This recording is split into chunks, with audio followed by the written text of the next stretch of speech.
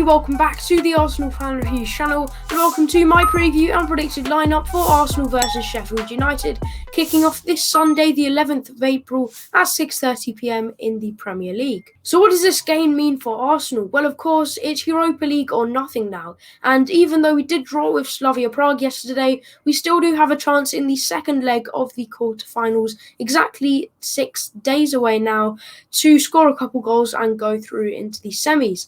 It's, of course, our only chance of any silverware and European football, and it could also cost Arteta his job if he does get knocked out. So we're putting all our eggs into one basket, and we've got to focus on that competition.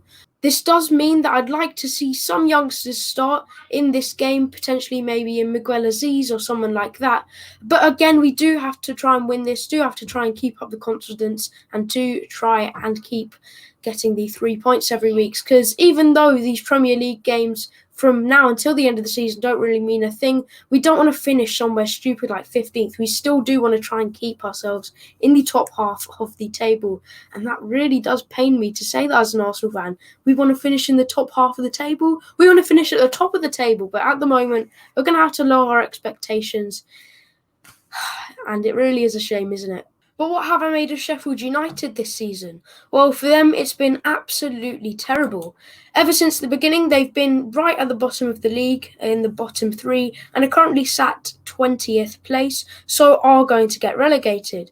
They sacked their manager Chris Wilder and have brought in Paul Heckingbottom from the academy as the new manager, and they are not a good side at all. But of course, we do need to keep the focus up because they can cause an upset. But overall, they should be a team that we can go there, easily beat, come back with the 3 points and move on to Thursday's fixture. I mean, if we're losing to them or even drawing, questions have to be asked. I mean, I know questions already are being asked of the manager, but some serious questions in terms of sacking have to be asked, because losing to a side like Sheffield United, who have pretty much don't even think of won a game for like, how long has it been? Months and months and months now.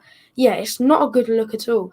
But let's take a look at the two teams' last games. Of course, like I mentioned at the beginning of this video, Arsenal drew 1-1 with Slavia Prague, and honestly it felt like a defeat, conceding a last-minute goal to Holesh. We are still in this tie, but technically going into next week's fixture, the second leg, we are losing because they do have an away goal, so we really do have to put in a good performance.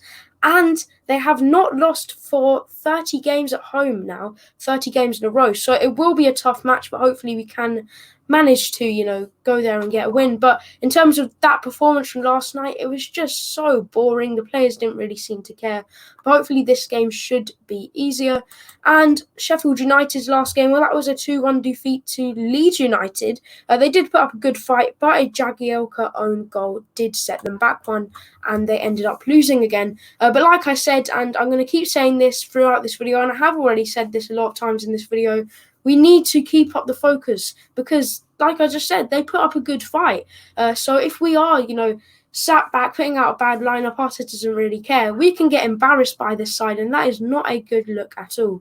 In terms of injury, well, Arsenal will still be missing Kieran Tierney and David Luiz. They are in the process of rehabilitation in terms of their injury, and hopefully should be back within a few weeks or so. And Martin Ødegaard, well, he never featured last night because of a new ankle injury, I believe it is. That's kind of flared up from the international break, and he'll also be missing a couple games, according to Arteta. So 3 really valuable and key players there out of the Arsenal team. It's not very nice at all to be an Arsenal fan, but hopefully the players that we do have left in the squad do turn up this Sunday and we can get all 3 points. But let's get on to my predicted lineup.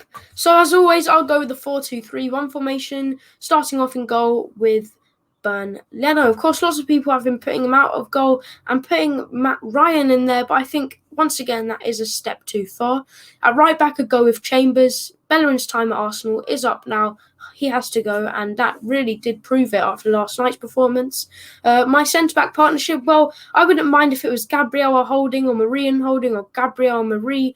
Just a combination of those three players would work, as of course, like I said, David Luiz is still going to be missing this game. And at left back, even though it's not his natural position, I'd go with Cedric. We don't have anyone else there, and this is why we need to prioritise a backup left back this summer.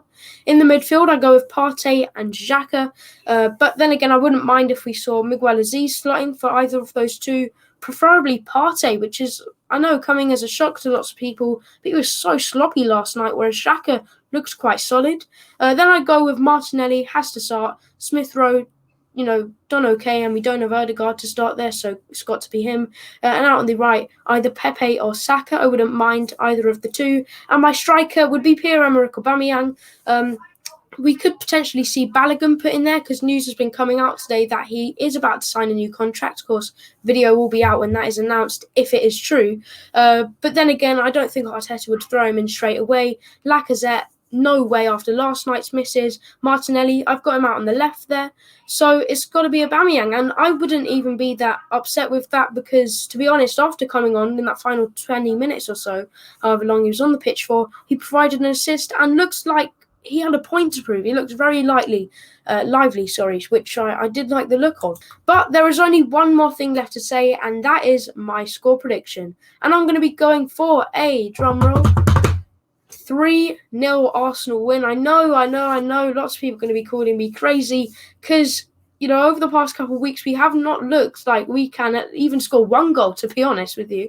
But I think Sheffield United, they're just down in the dumps at the moment. They've got a new manager who's still trying to work everything out. And I believe he may even be an interim manager. Like I said, I think he's used to be the academy manager, has now been promoted because of Chris Wilder's sacking. And they're still looking for a new first-team manager. So, they're really confused down there at the bottom now. We can just go there, slap them up, come back, focus on Thursday, and just let's hope that all happens. Although, knowing Arsenal, we'll probably go there and lose 3-0. But let's keep positive, let's stay positive. And that about wraps up for today's video. So thank you everybody so much for watching. Please make sure to like, subscribe, share, and comment. And I'll see you in the next one. Bye.